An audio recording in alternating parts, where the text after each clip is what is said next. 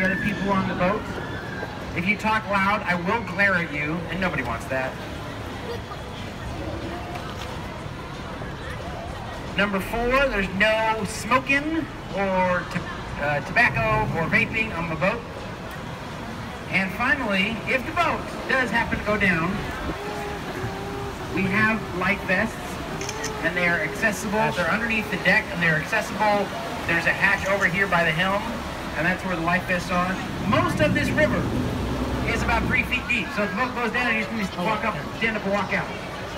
But there is a deep part. Oh wait, that's pouring up. It's about 15 to 20 feet deep, and I will explain that when we get there.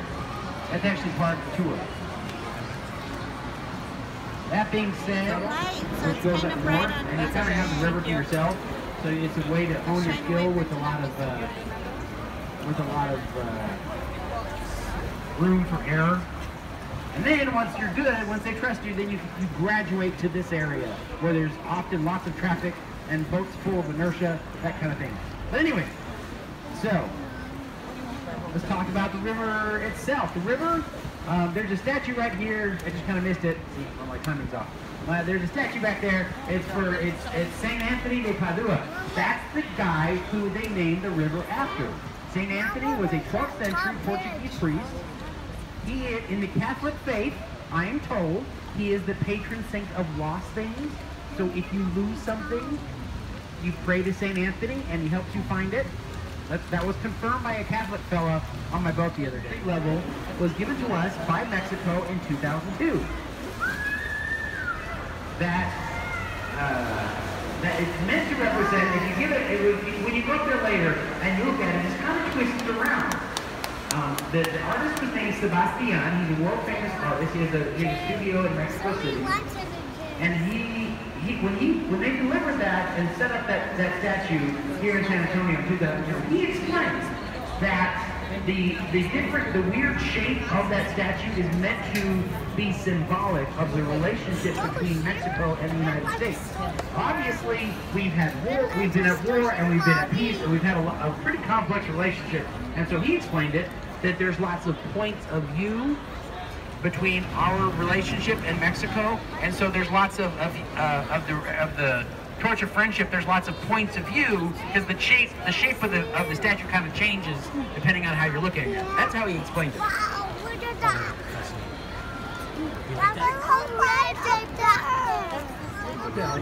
In less than a year with a modular construction style, meaning all of the rooms are put together on an assembly line with the pillows and the carpet and the walls and the ceiling and the soap and everything. Everything put together, ready to be checked in. They put it together in a warehouse, they drag it over here, pick it up on a crane, put it on the structure like a big giant Lego building.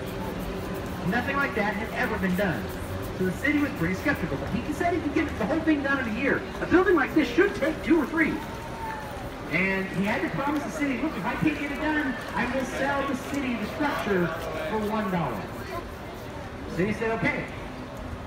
Him and his team got this entire building built in 202 days, which is in the Guinness Book of World Records. It was the fastest building built of its size. H.B. Zachary went on to build other buildings in the same fashion around the world.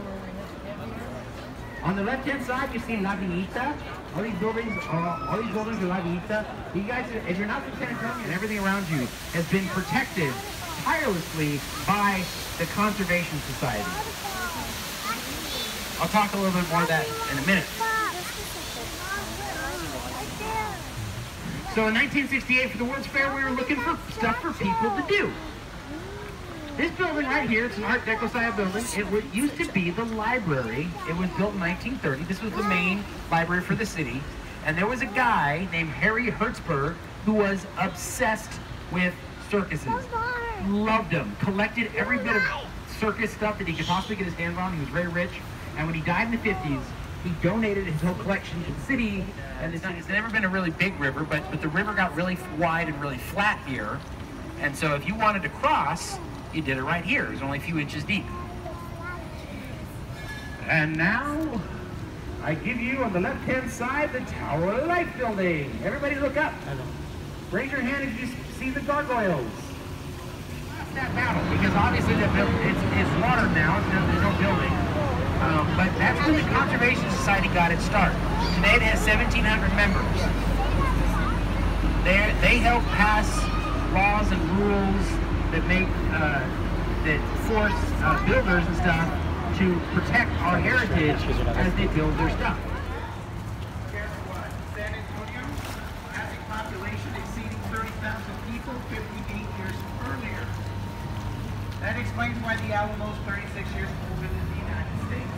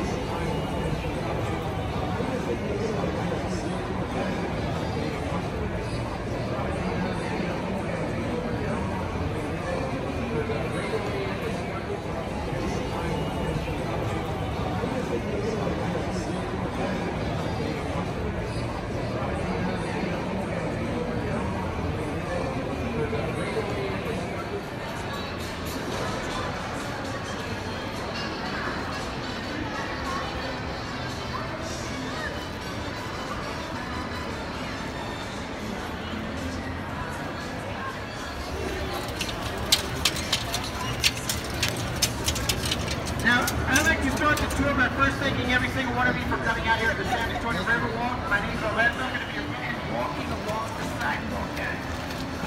So if you have a cell phone, you're subject to call in.